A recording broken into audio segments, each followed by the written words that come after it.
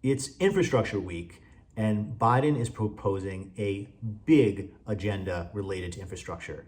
Chuck Schumer thinks that he might just have found a magical way to pass that entire agenda. How? I'm going to break it down for you.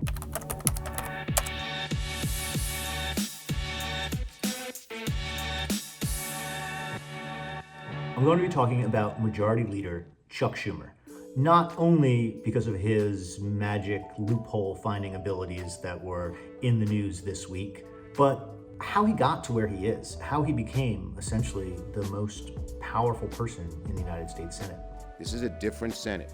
We are going to debate, and everyone's going to have to vote. Democrats are intent on using the reconciliation process because it can't be filibustered. It's not meant to be used to legislate everything. Generally, it can only be used once a year. But Chuck Schumer seems to think that he has found a magical loophole in the 1974 Budget Control Act that might allow him to unlock more than one reconciliation this budget year. And this is where things get a little in the weeds. If you know one thing about reconciliation, you know that it protects legislation from a filibuster. This year, this calendar year, Democrats can use it twice. Why? Because they didn't use the one from last year's budget. Federal budgets start on October 1st, so we're still in FY 2021. I told you we're gonna get in the weeds a little bit. That's the reconciliation vehicle that they used to pass the COVID relief bill. They've got one more reconciliation vehicle for, that's right, FY 2022. And they can start that process as early as May. A lot of Democrats have basically come to the conclusion that they're never going to get Republicans to cooperate on anything.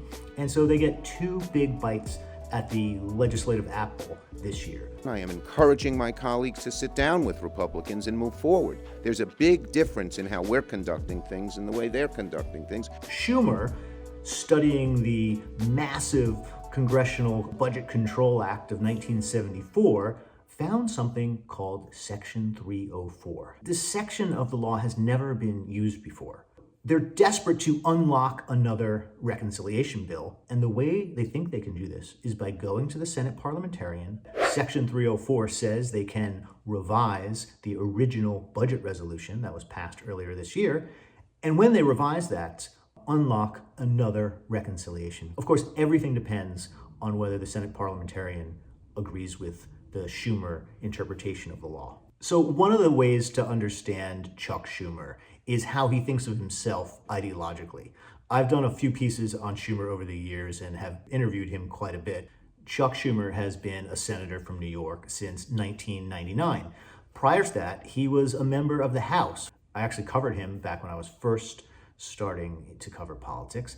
And in the late 90s, Schumer was considered this extremely abrasive New York politician who was not cut out for the United States Senate. Schumer got his start in politics as the youngest member of the New York State Assembly since Theodore Roosevelt. He made history again in 2020 as the first Jewish Senate Majority Leader and the first New Yorker to hold that post. The way his aides describe him, or at least they did previously, is that he always wanted to be in the middle of the Senate Democratic caucus. That's where he thought it was safe for him to be ideologically. And Schumer famously would always talk about an imaginary New York couple that he invented in his head.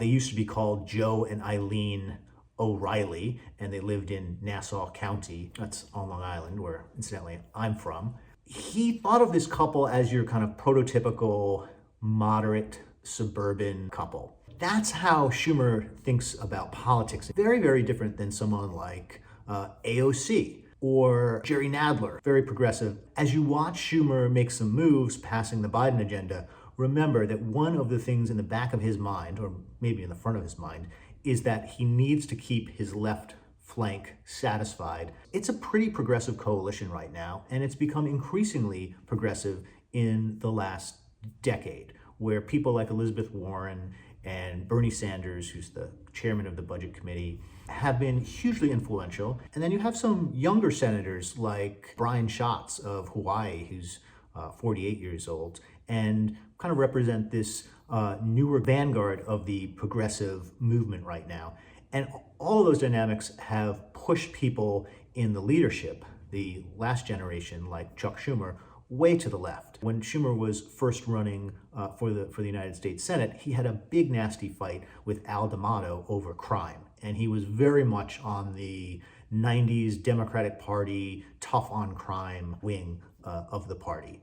Like Joe Biden, he's changed a lot in the last 20 plus years. So the Schumer agenda is no different than the top issues that are important to most progressives. It's income inequality, addressing climate change, addressing issues around racial justice, improving the ACA, and democratic reforms around the issue of voting rights and campaign finance, all of the stuff that's in what's called H.R. 1. What Schumer is certainly known for is being an effective communicator.